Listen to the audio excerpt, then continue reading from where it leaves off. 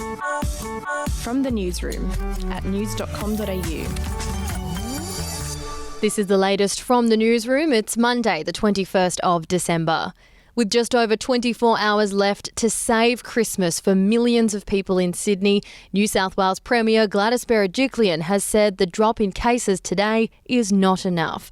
The state recorded 15 new locally acquired cases overnight, all linked to the Avalon outbreak, bringing the total cases linked to the cluster to 83. Ms Berejiklian said the key decisions on family gathering rules will come on Wednesday morning because authorities have to wait until the last possible moment to make a decision. Here is the Premier.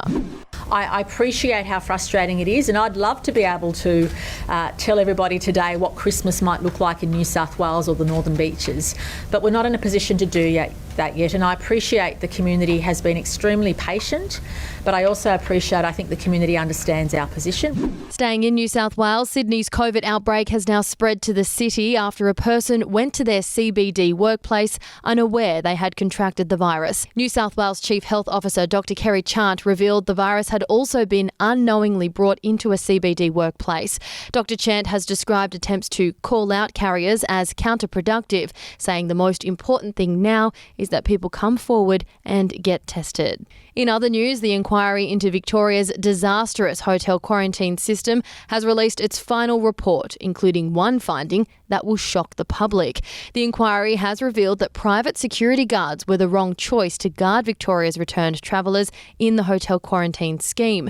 Retired Judge Jennifer Coate also said in her final report that no one took ownership for the decision to use private guards, disputing the possibility they played a part in the decision. Victoria Premier Dan Andrews apologised and said the government intends to accept all of Ms Coates' recommendations, adding many have already occurred.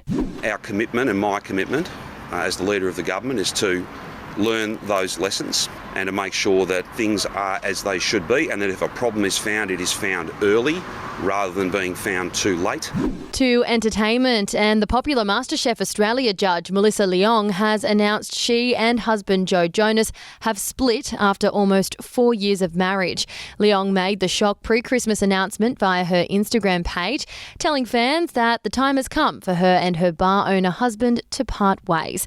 Leong became MasterChef's standout star earlier this year when a complete hosting reshuffle revitalised the cooking show after more than a decade on air. Finishing with sports, and damning footage shows Sydney Stack allegedly breaking quarantine as a street fight breaks out.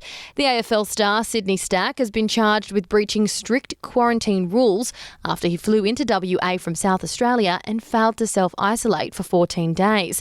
Stack was reportedly found partying in the early hours of Saturday morning, and police allege he was staying at a different residence and suburb than what he nominated he would be at for his 2 weeks in quarantine. And we're giving you the chance to win a share of $5,000. Head over to news.com.au/win to enter our Christmas cash giveaway.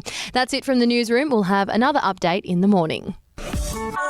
Your headlines from news.com.au.